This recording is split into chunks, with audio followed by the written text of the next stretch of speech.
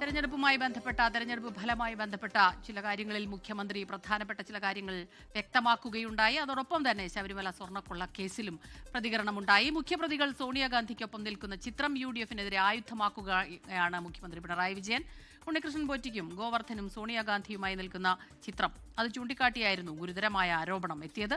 കോൺഗ്രസിലെ പ്രധാന നേതാക്കൾക്ക് പോലും ലഭിക്കാത്ത സോണിയാഗാന്ധിയുടെ അപ്പോയിന്റ്മെന്റ് സ്വർണ്ണക്കൊള്ളക്കേസിലെ പ്രതികൾക്ക് എങ്ങനെ ലഭിച്ചുവെന്ന് മുഖ്യമന്ത്രി വാർത്താ സമ്മേളനത്തിൽ ചോദിച്ചു. ശ്രീജിത്താണ് ചേരുന്നത് പ്രധാനപ്പെട്ട വിവരങ്ങളുമായി.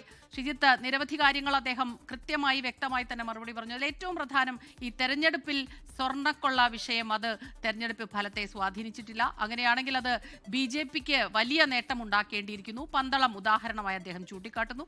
ഒപ്പം തന്നെ മറ്റ് ചില വിഷയങ്ങളും വളരെ ഗുരുതരമായ ചില പരാമർശങ്ങളും നടത്തുന്നു.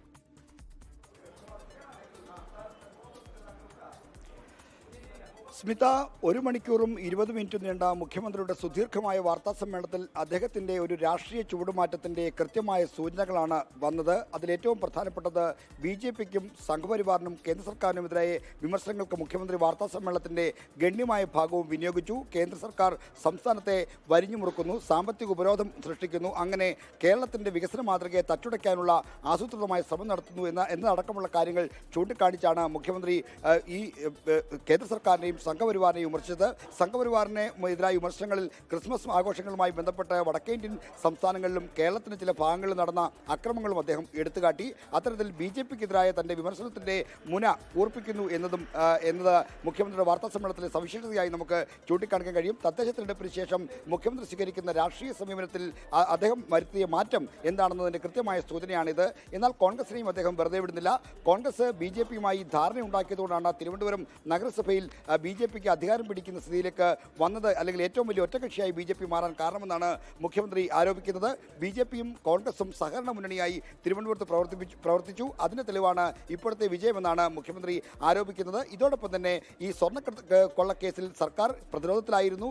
തെരഞ്ഞെടുപ്പിൽ തിരിച്ചടിയായതിനെ പറ്റി മുന്നണിയിൽ തന്നെ രണ്ട് പക്ഷമുണ്ട്. മുഖ്യമന്ത്രി അത് തിരിച്ചടിയായില്ല എന്ന് ഒരു ഘട്ടത്തിൽ പറഞ്ഞു. എന്നാൽ അതടക്കമുള്ള കാരണങ്ങൾ തിരിച്ചടിയായിട്ടുണ്ടോ എന്ന് പരിശോധിക്കണമെന്നും മുഖ്യമന്ത്രി പറയുന്നുണ്ട്. അങ്ങനെ രണ്ട് തരത്തിലുള്ള പ്രതികരണം മുഖ്യമന്ത്രി ഈ വാർത്താ സമ്മേളനത്തിൽ നടത്തി. എങ്കിൽ പോലും സ്വർണ്ണക്കൊള്ളയിൽ ഇപ്പോൾ പ്രതിരോധത്തിലായി നിൽക്കുമ്പോൾ കോൺഗ്രസിനെയും അതിൻ്റെ പരമോന്നത നേതാക്കളെയും ആക്രമിക്കാനുള്ള ഒരു നീക്കത്തിന് മുഖ്യമന്ത്രി തന്നെ മുന്നിട്ടിറങ്ങുന്നു എന്നതും ഈ വാർത്താ സമ്മേളനത്തിന്റെ സവിശേഷതയാണ്. ശ്രീത, ശ്രീജിത്താണ് പ്രധാനപ്പെട്ട പോയിന്റ്സ്. അതായത് മുഖ്യമന്ത്രിയുടെ വളരെ ഏറെ നേരം നീണ്ടുനിന്ന വാർത്താ സമ്മേളനത്തിലെ പ്രധാന വിവരങ്ങളാണ് ഇപ്പോൾ ശ്രീജിത്ത് നമുക്ക് പങ്കുവച്ചത്. ലോകത്തെവിടെയായാലും ഏത് സമയത്തും 24 വാർത്തകളും ഓഗ്മെന്റഡ് റിയാലിറ്റി പാക്കേജുകളും എക്സ്പ്ലെയിനറുകളും വിശദമായി കാണാൻ ഞങ്ങളുടെ YouTube ചാനൽ നിങ്ങൾക്ക് സബ്സ്ക്രൈബ് ചെയ്യാം.